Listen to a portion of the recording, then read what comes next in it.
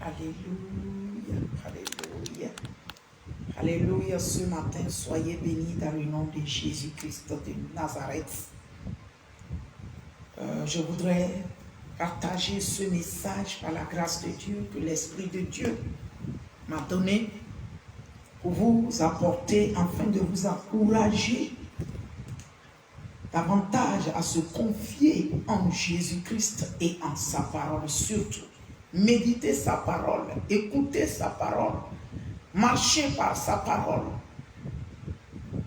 se laisser guider par sa parole, conduire par sa parole, éclairer par sa parole au nom de Jésus.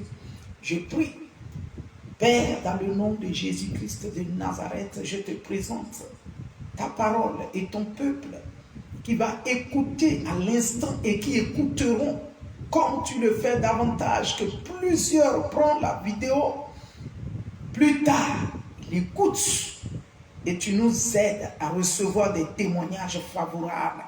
Père, je te dis merci pour ta parole de ce jour.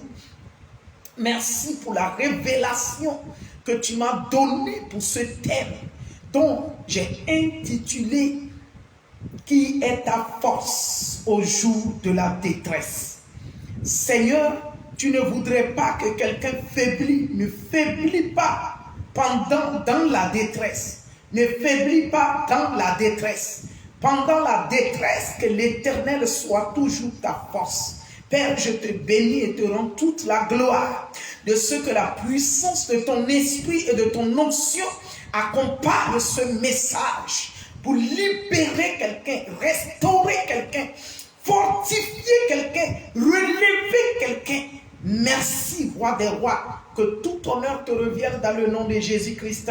Amen. Soyez bénis dans le puissant, glorieux nom du Seigneur Jésus-Christ. Ce matin, par sa pure grâce, il m'a accordé la grâce de venir en sa présence avec sa parole pour t'enseigner et te fortifier. Et si tu étais tombé, te relever. Et si tu es faible, que tu sois puissamment fort et force au nom de Jésus-Christ. Donc j'ai intitulé le thème « Ne sois pas faible dans la détresse » ou pendant la détresse. Ne sois pas faible. La parole de Dieu nous enseigne et nous éclaire et nous dirige et elle illumine les yeux de nos cœurs. Je lis la parole de Dieu sans plus tarder, Proverbe chapitre 24, à partir du verset 10 qui dit « Si tu faiblis au jour de la détresse, ta force n'est que détresse. » Si tu faiblis au jour de la détresse, ta force n'est que détresse. Enfant de Dieu, un défi que l'ennemi lance et l'Éternel te dit, mon fils, ma fille, relève le défi. Ne sois pas faible au jour de la détresse. Ne puisque quoi que ce soit qui t'arrive, puisque tu es enfant de Dieu, la parole de Dieu est pour toi. Il te dit, si tu faiblis au jour de la détresse, ta force n'est que détresse. Ne sois pas faible, ma soeur, mon frère, homme de Dieu, femme de Dieu, enfant de Jésus-Christ. Ne sois pas faible au jour de la détresse. Parce que ton Père, ton Maître, ton guide, ton enseignant, par excellence, Jésus-Christ et son nom est ta force. Sa parole illumine les yeux de ton cœur. Et tu dois laisser sa parole entrer dans tes entrailles, entrer dans ton esprit, fortifier ton âme, fortifier tes pensées et laisser ta conscience être relevée parce que tu as un Père. Et ce Père s'appelle Jésus-Christ. Il te le dit de par ma voix encore ce jour. Il dit, si tu faiblis au jour de la détresse, ta force n'est que détresse. Pourquoi veux-tu être dans la détresse et rester faible au jour de la détresse? Pourquoi? La parole de Dieu n'est-elle pas ta force qui relève, qui soutient, qui est l'ami par excellence, l'ami fidèle, qui n'abandonne jamais. Il dit, si tu faiblis au jour de la détresse, ta force est détresse. Et puisque sa parole est ta force, tu ne peux pas faiblir au jour de la détresse. Mon exemple a été puissamment beaucoup dans la marche quotidienne avec le Seigneur. Je continue à lire la parole de Dieu, Psaume 110, 108. Psaume 108. Verset 13. À partir du verset 13, je lis la parole de Dieu qui dit: donne-nous du secours contre la détresse. David a prié. Il dit, donne-nous du secours contre la détresse. David sait que sa vie, depuis qu'il a quitté derrière le troupeau de son père pour rencontrer ses frères dans la bataille pour la libération d'Israël, depuis qu'il a été présenté au roi Saül, sa force, certes, était à sa place, mais il n'a connu que la vie de détresse par détresse, détresse suit détresse, détresse suit détresse. Mais David, alléluia, ce qui me réjouit, David ne s'est jamais laissé faire par la détresse. David ne s'était jamais faibli. Quand il se sentait faible, il tournait les regards vers l'Éternel, qui est la force inébranlable, qui lui a mandaté pour la libération du genre humain, pour la libération d'Israël. Il tournait les regards vers Jésus-Christ de Nazareth et il lui rappelait les bons souvenirs en disant: c'est toi qui étais ma force face aux ours, face aux lions. Les lions qui voudraient dévorer le troupeau de mon père. L'ours qui voudrait manger le troupeau de mon père. Tu as été ma force. Pendant que je n'avais pas ta connaissance, j'étais derrière le troupeau de mon père. Je ne te connaissais pas encore. Jusqu'à tu m'as localisé avec la puissance de ton onction par le prophète Samuel, afin que je sois oint pour être libérateur d'Israël et de tout ton peuple. À cause de cela, je reconnais que tout le temps que j'ai été dans la détresse, tu as été ma force. Pour cela, David va prier à Dieu. Il dit, donne-nous le secours, du secours contre la détresse. Donne-nous du secours contre la détresse. Le secours de l'homme n'est que vanité. Alléluia. Si tu dis, je suis né de nouveau, enfant de Jésus-Christ, place davantage et puissamment, avec courage et assurance, ta confiance en Jésus-Christ premier. Ta confiance en Jésus-Christ premier est le dernier. Car c'est lui qui renouvelle tes forces au jour de la détresse. Pendant que tu te confies en lui, tu auras la facilité de croire au leader et de savoir quel type de leader que Dieu a mis devant toi. David avait plutôt, premièrement, confiance au Dieu Tout-Puissant, afin qu'il a pu surmonter à toutes les tentations, tentatives de mort ou de meurtre. Il a pu surmonter toutes les le leader, le dévancier, le roi d'Israël avant David. Il n'a fait que du bien à Saül. Mais Saül était rempli de jalousie et a voulu seulement voir David être détruit. Mais David, confiant en l'Éternel, face aux poursuites de Saül, face aux détresses et aux afflictions que Saül lui donnait, David était confiant en quelqu'un, Jésus-Christ, afin que les détresses n'avaient pas englouti David. Les détresses n'avaient pas englouti David parce que sa première confiance était établie et basée sur Jésus-Christ.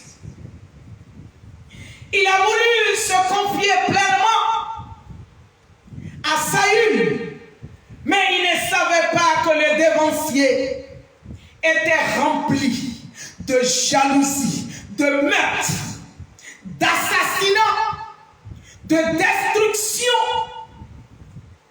contre qui pourra être levé devant Dieu pour accomplir les grands et merveilleux desseins à la gloire de l'Éternel. Saül ne voudrait pas voir cela. Et il avait tout fait pour vouloir détruire David.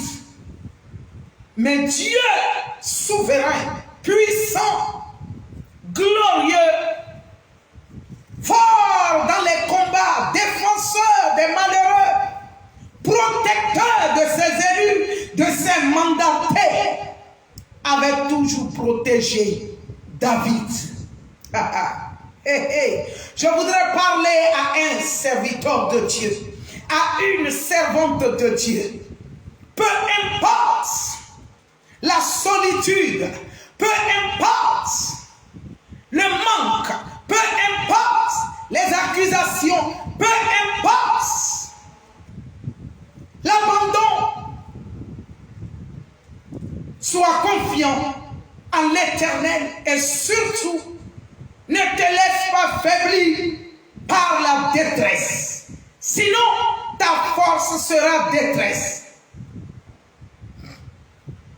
Et il te sera très dommage et malheureux que ta force soit détresse.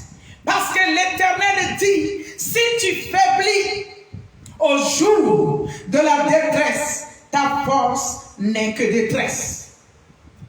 Ta force ne doit pas être détresse. Si tu te confies en esprit et en vérité à Jésus-Christ, le pourvoyeur, tant spirituel premier, par les révélations de sa parole, et le pourvoyeur de ton quotidien de tous les jours, la santé divine, la révélation de sa parole, le pain de tous les jours, il est le grand pourvoyeur. Je lis au verset 14, il dit, avec Dieu, nous ferons des exploits. Si ta force n'est pas détresse, au jour de la détresse, si tu n'as pas faibli au jour de la détresse, il dit avec Dieu, nous ferons des exploits. Il écrasera nos ennemis. Il écrasera nos ennemis. C'est qu'avec Dieu, si ta confiance est placée pleinement en lui, et que le jour de chaque détresse, tu ne faiblis pas, ta force ne peut que s'augmenter et tu ne peux qu'aller de gloire en gloire, de victoire en victoire, de succès en succès, de révélation en révélation. Le patriarche, le père Abraham, n'était pas un homme de prière, mais un homme de foi et de confiance à celui qui l'a mandaté et a envoyé à Canaan. Était le patriarche Abraham, notre père, dans la foi, a-t-il connu des détresses? Oui. Mais le père, patriarche, tenait ferme au jour des détresses. Il tenait ferme et il était toujours fort. Il était toujours vigoureux. Il était toujours dans la révélation. Il était toujours dans la confiance à celui qui libère des détresses. Il a connu des détresses. Par son mensonge, Sarah lui a été ravie en Égypte. Par son mensonge, le roi de Guéra, Abimelech, l'avait ravi Sarah. Mais Dieu, auquel il était confiant, quand même bien c'était par sa force que Sarah lui avait été enlevée. Le Dieu auquel il était confiant l'a justifié et lui a remis, restitué Sarah chez Abimelech à Guéra au jour de la détresse. Ce n'est que le ministère même qui t'a été ravi, qui t'a été volé, qui est perdu par ta propre force. Gloire te soit rendue à l'Éternel. Je t'annonce une bonne nouvelle. Ton ministère va être retrouvé. Le Seigneur l'Éternel va te ramener puissamment ton ministère. Le troupeau qui t'a confié, qui t'a été ravi, qui t'a été ôté par tes fautes, par tes erreurs, l'Éternel va ramener ce troupeau à toi. Je me rappelle une fois, j'ai voyagé avec une femme qui m'avait ravi. Elle m'avait ravi de mon milieu et m'a amené au point où de me ravir le ministère. Un jour, on était à un bon puissant programme. Quand le Saint-Esprit, ce prophète que je connais très bien, il a fini de déposer le micro. Pendant qu'il déposait, il fait demi-tour avec force. Et il vient crier au nom de Jésus-Christ. C'était le prophète suisse Florentin. Il vient crier, il dit, il y a quelqu'un, tu as déjà enfanté ton ministère qui a été volé. Prie en cette heure, ton ministère va être restitué. Tu vas reprendre ton ministère. On a prié comme des fous. Arrivé à la maison, je rends grâce à Dieu, je m'allonge. Je me retrouve dans le village que cette femme avait amené physiquement, une sorcière, mais ancienne dans le Seigneur. Déjà 10 ans dans la foi, à l'église. Elle m'a amené dans ce village. Et c'est comme ça que dans la vision, je me retrouve dans ce village. Comme une femme qui avait accouché sur la table d'accouchement, comment on l'attache les pagnes. Maintenant, je courais dans ce village. Je vois l'herbe qui est comme des flèches comme ça qui piquent. J'étais dedans comme du désert. Je cherchais mon enfant. Je ne sais pas ce que je cherchais en fait. C'est quand je retrouve une cage. Et je vois un gros bébé qui était dans la cage et qui pleurait, qui se débattait. Et je m'approche de la cage en même temps comme ça là.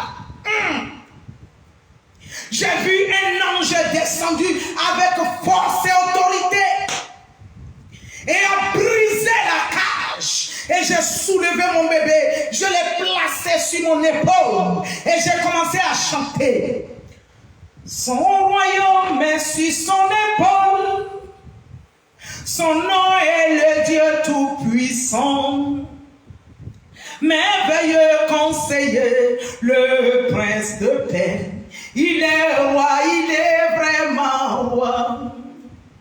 Son royaume est sur son épaule. Son nom est le Dieu Tout-Puissant, merveilleux conseiller, le prince de paix. Il est roi, il est vraiment roi. Le vainqueur Jésus magnifie son nom. Il est roi, il est vraiment roi. J'ai pris route et du coup j'ai vu un chemin tracé. J'ai pris route à vitesse, mon bébé sur l'épaule. Et je chantais, et je me suis retrouvé hors de ce désert, hors de ce village. Et je me suis retrouvé dans une grande ville avec l'enfant sur mon épaule. Alléluia. Par ce témoignage, je voudrais que quelqu'un comprenne quelque chose. Peu importe la solitude, l'abandon, tu es ferme à ce jour de détresse. Ne sois pas ferme. L'Éternel, le Dieu, qui t'a appelé, qui t'a mandaté, qui t'a oint de son huile fraîche, il va te délivrer de cet désastre, de détresse. Il va te libérer. Verset 14. Oui, j'ai lu. Verset 14. Il dit, il écrasera l'Éternel. Il écrasera nos ennemis. Les ennemis de ton ministère vont être écrasés. Les ennemis de ton exploit vont être écrasés. Les ennemis de ta joie, de ta paix, de ton progrès, de ton succès, de ton élévation vont être écrasés. Ce n'est pas moi qui le dis, c'est l'Éternel qui l'a dit de travers David, le prophète, le roi, le pasteur. Par le passé, David, le roi, chante de l'Éternel. Je continue à lire la parole de Dieu. Chapitre 35 de Psaume. Machadabayant. Lebrosokontorobo. Versets 20 à 23.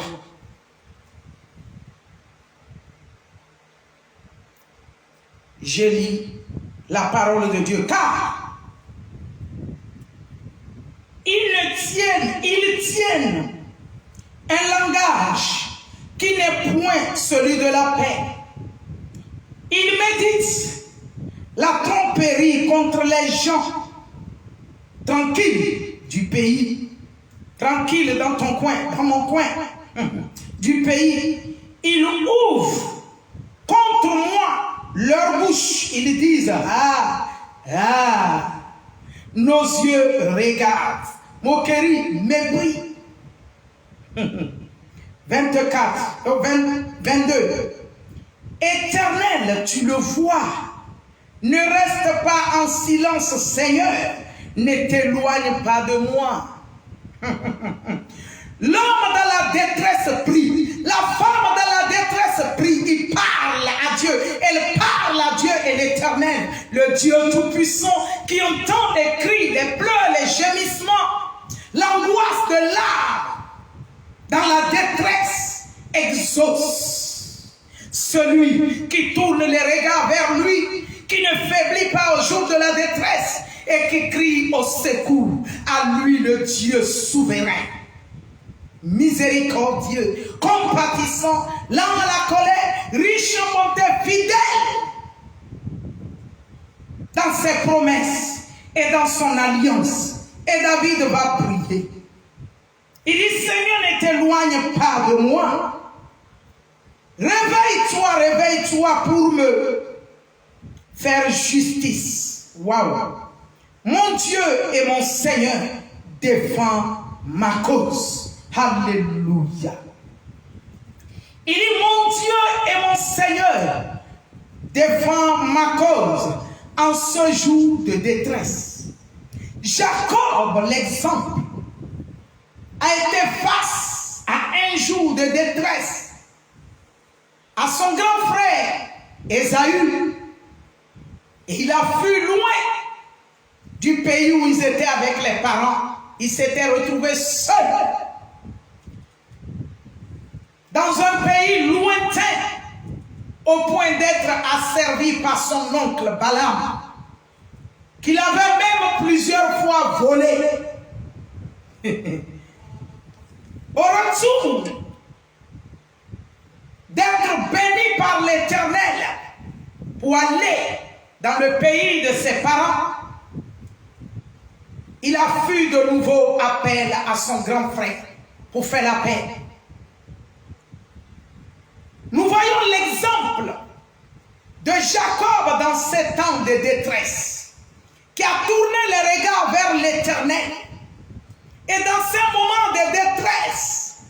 a obtenu une grande rémunération par l'Éternel, Dieu Tout-Puissant. Nous voyons Joseph face à sa détresse, vendu par ses frères, abandonné, rejeté, jusqu'à se retrouver dans un pays inconnu. Inconnu. Joseph était en Égypte. Et qui n'était pas facile, parce qu'il n'avait personne. Joseph n'avait personne. Mais il avait celui qui lui avait donné les révélations. Il avait celui qui lui avait fait les promesses. Il avait Jésus-Christ pour rempart, pour soutien, pour force, pour guide, pour conducteur.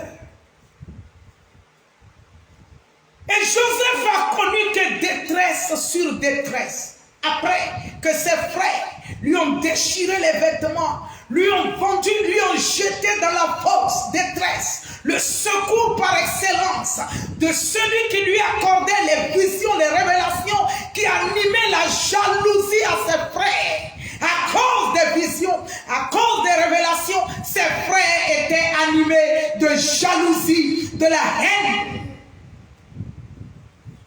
Et ils ont voulu le tuer. Mais un d'entre eux l'avait épargné. Ne l'ont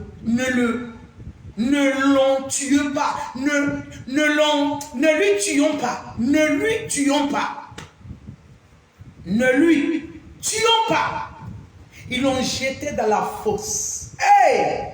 L'homme de Galilée, le lion de la tribu de Juda, le défenseur des veuves, l'époux des veuves, le Dieu des étrangers, le père des orphelins. Dans cette fosse, Joseph n'avait point de père, ni de mère. Joseph n'avait point de frère, ni de sœur. Joseph était seul. Mais celui pour qui ils l'ont jalousé jusqu'à le déchirer la tunique aimable que son père l'avait offert. Celui qui lui accordait ses révélations et ses visions, à cause de qui ils l'ont jeté dans la fosse au lion.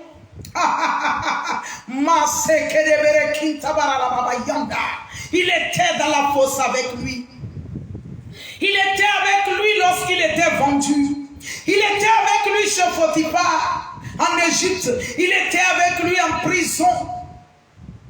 Il était avec lui jusqu'à rencontrer le grand Pharaon, afin de dominer dans toute l'Égypte, afin de se ressentir au plus profond de lui comme un être humain auquel l'Éternel a les regards favorables sur sa personne. Joseph, sans donner des détails de cette détresse, les parcours de cette détresse. Mais Jésus-Christ a été avec Joseph. Je voudrais prendre l'exemple de David face à son propre fils Absalom, convoitant la royauté, plein de convoitises, a poursuivi le père, vouloir détruire le père du trône. Absalom. David, face à plusieurs challenges, difficultés, détresse sur détresse, lui qui a déjà reçu les onctions différemment, au moins 3 à 4 onctions, dormait dans des cavernes, détresse, poursuivi par Saül. David, le grand roi, le grand guerrier, l'Éternel a été toujours sa force, son défenseur. Je voulais dire à quelqu'un, ne faiblis pas au jour de la détresse. Je vais bientôt m'arrêter en lisant cette parole dans Samuel. 1 Samuel, Matebro yanda baba shinda bata kotori liababa. Lebro sontoroboro shinda baba kinda baba yandro sekete. Lebro sakarabamaya. Libari liabro santere de bebe shinda barakata. 1 Samuel chapitre 22 verset 1 à 4. David partit de là et se sauva dans la caverne d'Adulam. Ses frères et toute la maison de son père la prirent et il descendit vers lui. Tous ceux qui se trouvaient dans la détresse, qui avaient des créanciers ou qui étaient mécontents, se rassemblaient auprès de lui et il devint leur chef. Le chef des détressés, le chef des découragés, le chef des abandonnés, le chef, puisqu'il a été ça, détresse sur détresse.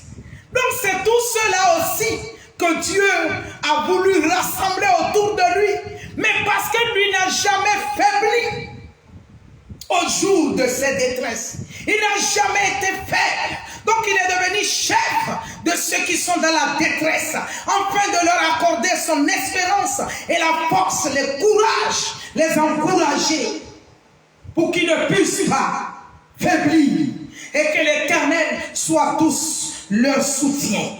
Ainsi se joignit à lui environ 400 hommes. De là, s'en alla à Mispé, dans le pays de Moab, et il dit au roi de Moab, permets, je te prie, à mon père et à ma mère, de se retirer chez vous jusqu'à ce que je sache ce que Dieu fera de moi.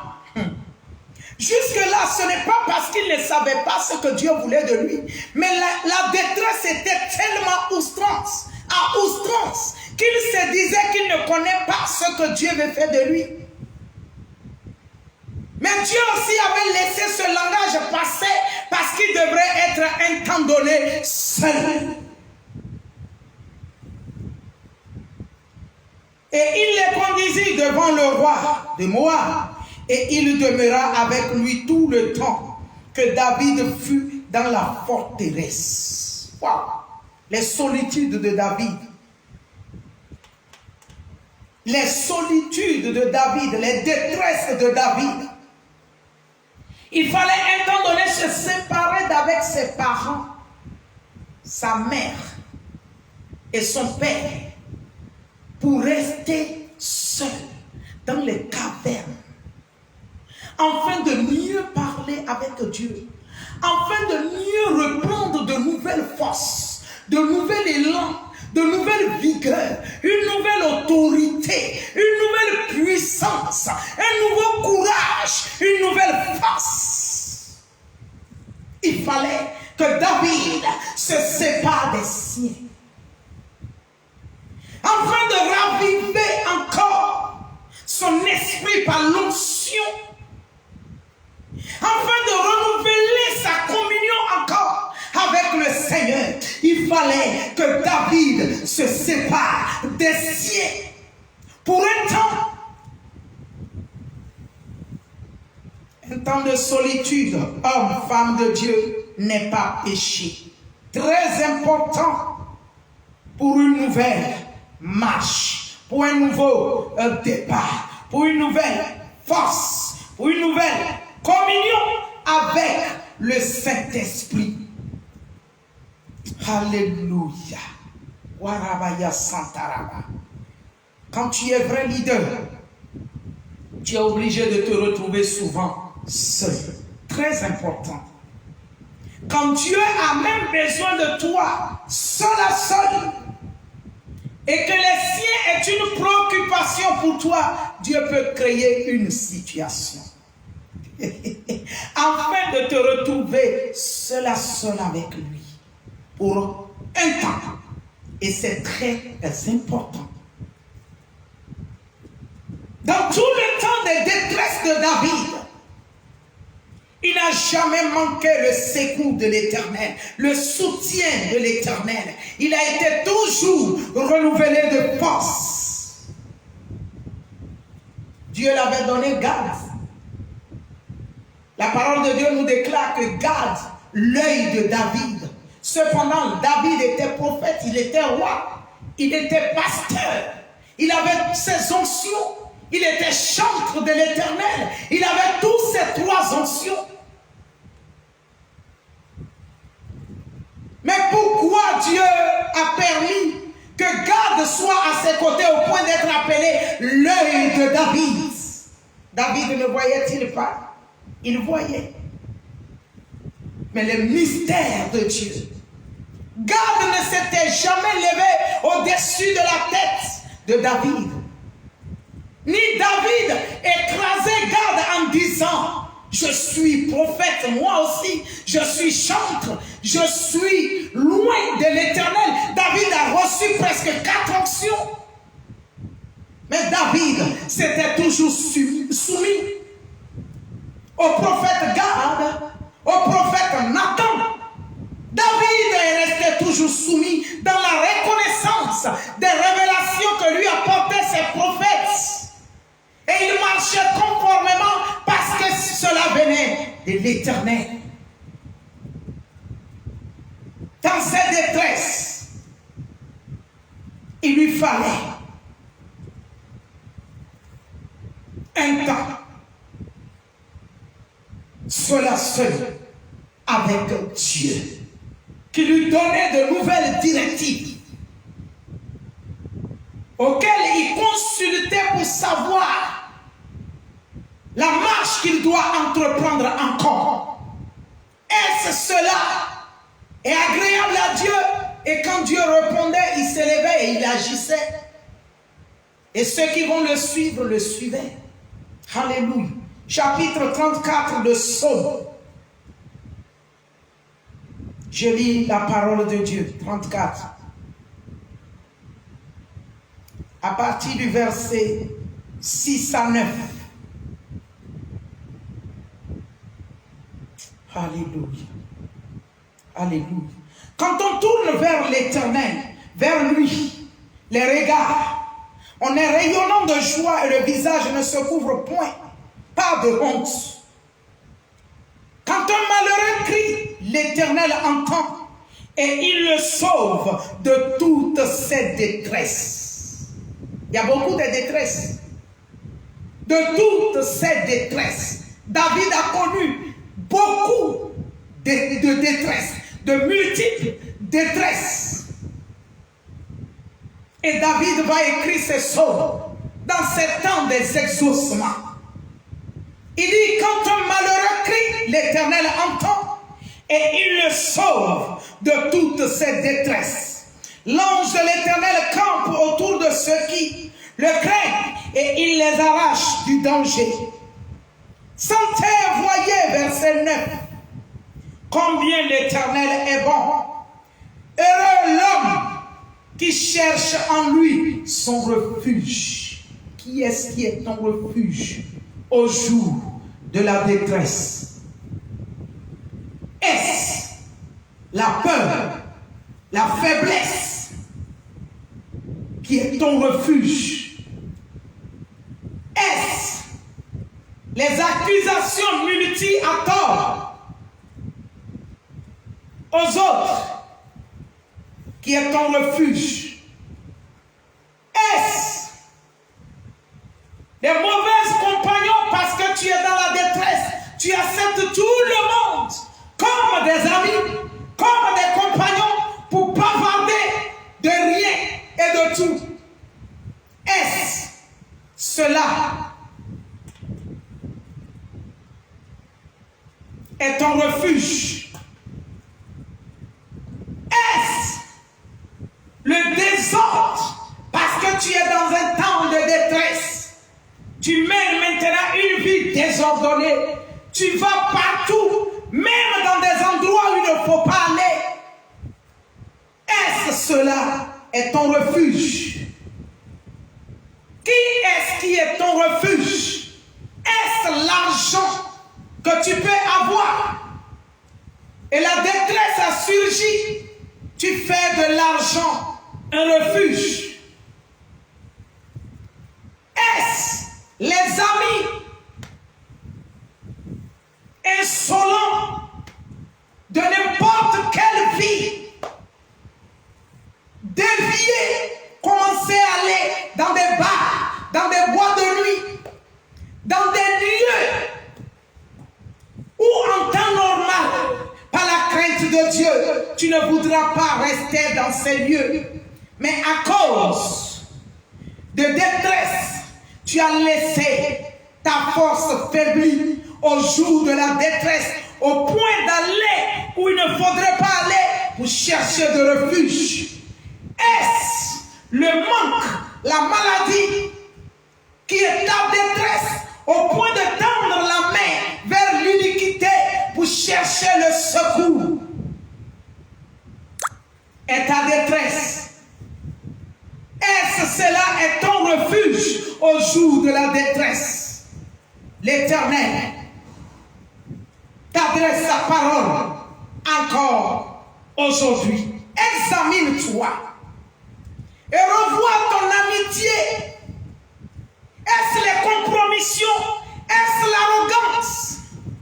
Est-ce les paroles insolentes qui est ton refuge au jour de la détresse? Réexamine-toi. L'Éternel te vient au secours au jour de la détresse. David tournait les regards vers l'Éternel, le secours de son âme, lui qui l'a appelé, lui qui l'a pris à l'âge peut-être de 17 ans ou 13 ans derrière les brebis de son père et l'a oint pour devenir roi d'Israël. Il ne l'a pas été instantanément. David a passé des forteresses, des cavernes, au point au champ de la bataille contre Goliath, son grand frère Eliab, animé de la jalousie, l'a accusé à tort que David était orgueilleux et il avait la malice dans le cœur. Son grand frère l'avait accusé à tort, mais par jalousie. Qu'est-ce qui est ton refuge au jour de la détresse? Revois. Qui a été toujours ton refuge ou qui sera ton refuge au jour de la détresse? Quand on tourne les regards vers lui, le visage ne se couvre point de honte, mais il est rayonnant de joie. Que Jésus-Christ soit ton refuge. Il a été toujours mon refuge. Il a été toujours mon refuge au jour de la détresse. Au jour de la détresse, il a été toujours mon refuge. Il a été toujours mon refuge, ma forteresse. Il a été toujours ma force les jours de détresse, comme je l'ai intitulé le thème. Qui est-ce qui est ta force et ton refuge? Serait-ce Jésus-Christ dans sa parole? Tu es renouvelé chaque fois. Sois béni au nom de Jésus. Et ta force ne sera pas détresse. Au nom de Jésus. Amen. Son royaume est sur son épaule. Son nom est le Dieu tout-puissant. Merveilleux conseiller, le prince de paix. Il est roi, il est vraiment roi. Le vainqueur Jésus magnifie son nom. Il est roi, il est vraiment roi. Le vainqueur Jésus magnifie son nom. Il est roi, il est vraiment roi. Son royaume est sur son épaule. Son nom est le Dieu tout-puissant. Merveilleux conseiller, le prince de la paix. Il est roi, il est vraiment un roi. Sois béni au nom de Jésus. Amen.